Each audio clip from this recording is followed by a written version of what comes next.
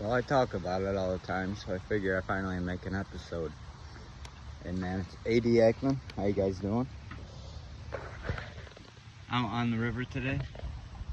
Just about to launch. Seeing little baby crawfish everywhere. I have been. I just spooked a bunch away over there. There's about 16 on that rock. There's about 4 more on that rock, and 20 more on that rock, and 25 more on that rock. They're everywhere. It's awful late for this to happen. Usually this happens around the end of June, July. You see crawfish, and by mid-July, this time in August, you see full-size crawfish. Absolutely everywhere. It'll be 20 to a rock. So today, I got one bait that matches a crawfish, really. That is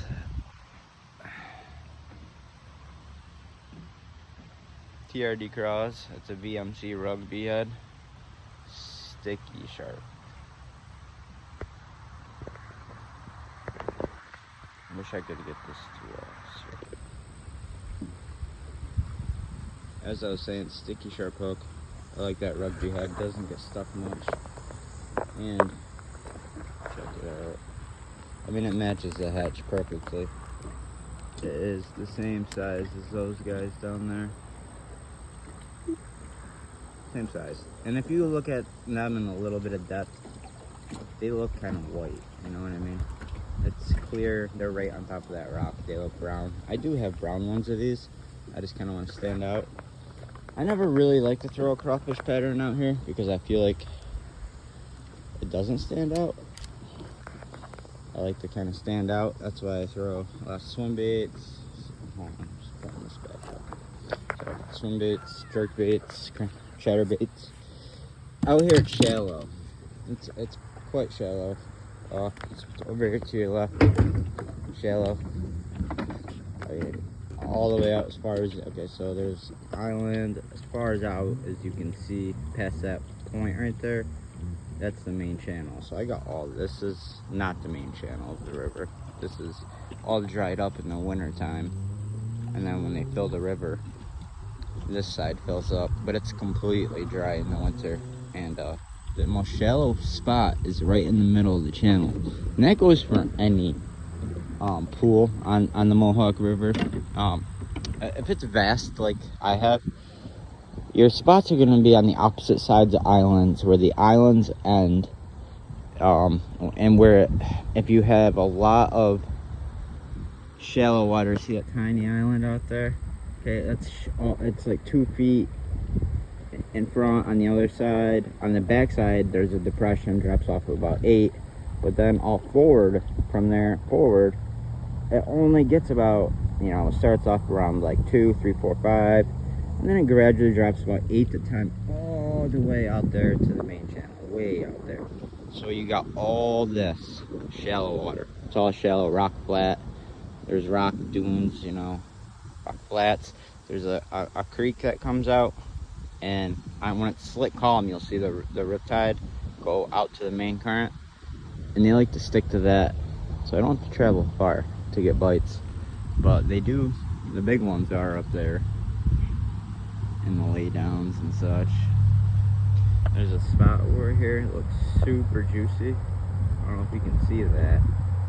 It's like tall reeds, and there's an opening in the center, and there's a pond in there. It's quite big, it's huge. It's only like 3 feet deep, but it is loaded with carp. Monster carp, grandmother carp, 40 pounders, giant submarines. They knock into your kayak trying to get in and out. There's one way in and one way out, and it's not deep. When the water's high, it's maybe 3 feet, 4 feet at some spots. Some spots are a couple inches, but I got someone who's gonna bow hunt that. They're doing a competition. But I'm gonna get out there, sling around a jerkbait. On the river, pretty much anywhere is, I know they're striking, whatever. So the plan today, I got 2 jerkbaits tied on. This is my favorite jerkbait, guys. KBD J100. It's got to be the 100. It only dives about 3 feet. It's really the first jerkbait I started with and gained confidence in, and caught so many fish, and I still do. In this particular color, strobe shad, I love. It's got that purple back, like translucent mid, and then that chartreuse at the bottom. Those things caught so many fish. Just keep replacing the hooks. It just looks better and better every time a fish eats it. But these KVD J100 guys, they are the best. I always rant about them, but they're the best. They get down quick. They have a great erratic action. They get down. Dude, so many times these things get bit just on the crank down.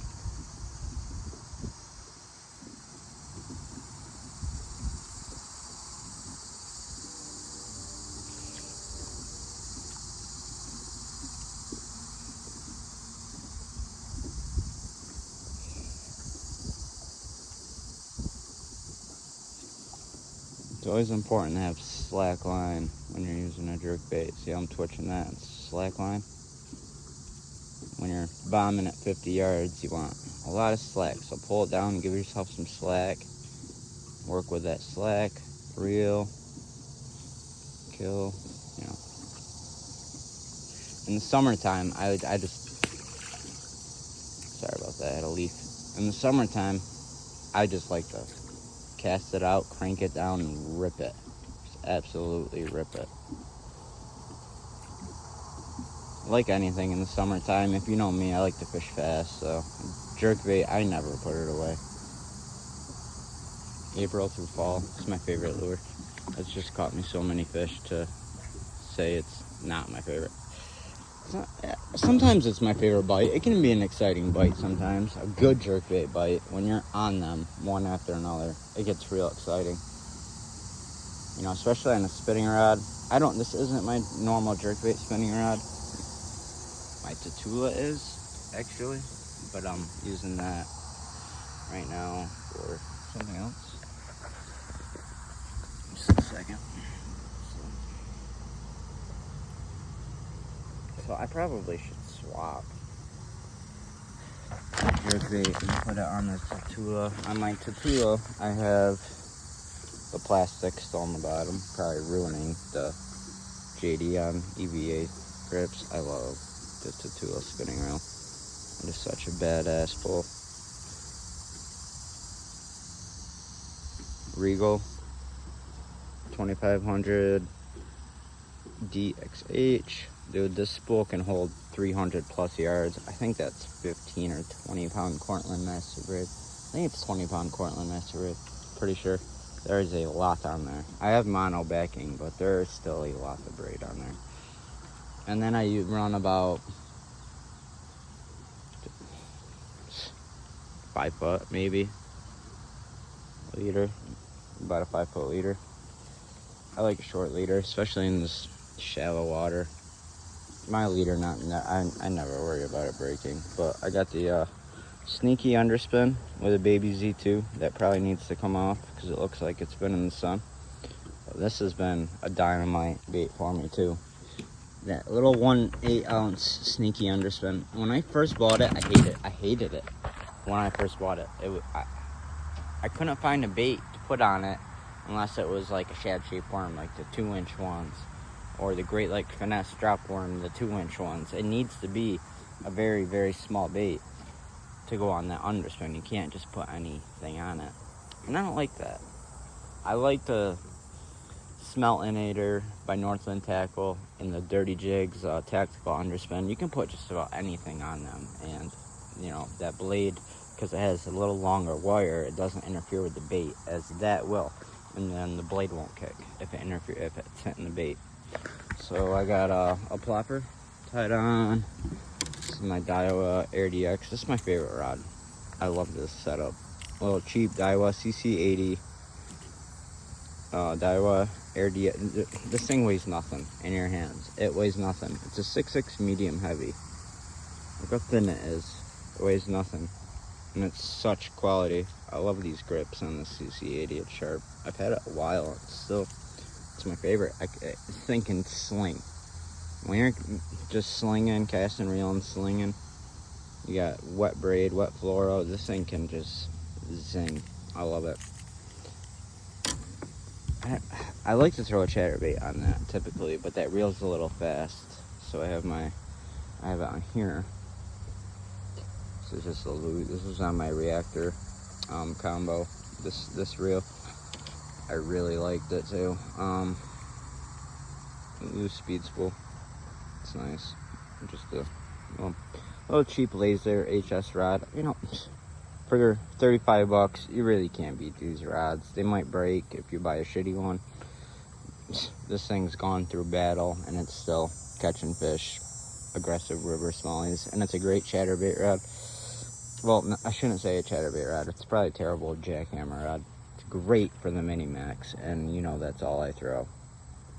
If you're not throwing the miniMAX, dude, you're missing out. It is the best bladed jig on the market, hands down. It falls faster. This is a 1/4 ounce. It falls as fast as a 3/8 ounce jackhammer, maybe faster. They drop like a rocket. Small, subtle blade. It doesn't have as much drag. You can burn these and keep them on the bottom. You can absolutely burn these things, and they do not kick out like the jackhammer does. With that small blade, you can rip them, and you can keep them on the bottom, just doing little rod sweeps. And that thing's burning along the bottom, quivering, and you're sweeping it. You can't do that with a jackhammer. You go to sweep it, it kicks one way, kicks another way, and I don't like that. I don't think that gets me extra strikes. I think something that runs true and that you can jig or burn gets you extra strikes. And yeah, that's my go-to combo right there. That green pumpkin spunk shed. That skirt is trimmed down a lot. I took most of it off. I caught a little bit around the collar just to give short strands around the collar that'll flare out on like a pause or a drop or when it hits the ground. And I keep a little bit just to the hook shank, and then I might keep 1 or 2 strands past the hook. Not full length, just a little bit past the hook, just to add whatever streak, you know. But that spunk shad right there, look at that thing. That does it all. Why would you want to put anything else? And there's like no salt in these things at all. They don't tear up. They're, you know, good priced. I don't have any scent or anything. But these on just a jig head are the easiest trolling bait. They rock easier when you're just popping your rod. They rock side to side easier than any bait I've ever tried. The spunk shed, the two-tone ones, those things rock so fucking easy. That's why, you know, a lot of people like them for that hover strolling, mid strolling. On this rod, this is my bank beater. I got a Edo Vision 110 yellow perch. This thing's been chewed, man. I just changed that hook. I gotta change that middle hook and that front hook. They passed the QR check for today, I guess. All right, I'm getting out there. We'll do an outro, maybe. This is the first video I've really done. So see you guys. Wish me luck.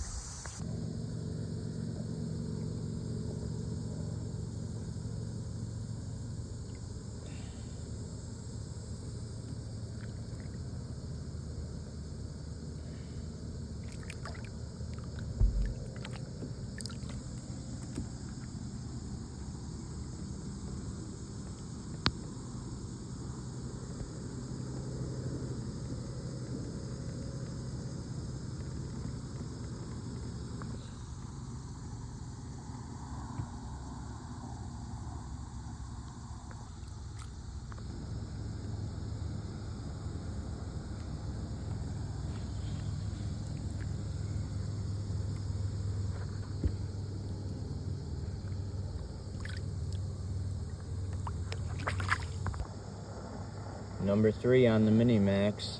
I think that's the last one too, because I gotta go in and that trailer is messed up. And that's my last one. It's fucked. A pound and a quarter probably. Third one of the night on the miniMAX. Man, long day and they just started hitting. Just gotta run it on the bottom and they clobber it. I know I said I gotta go, but here's number 4. And I'm just dropping it on the bottom and letting it run. I feel like they're schooled up in one spot. He's a mess. Let me get me out. I got my fucking chatterbait all fucked up. Nope, we're good. Little guy. Looks like I've already caught him already. Well, that's 4 in about 20 minutes. Here goes number 4, and probably the last of the night.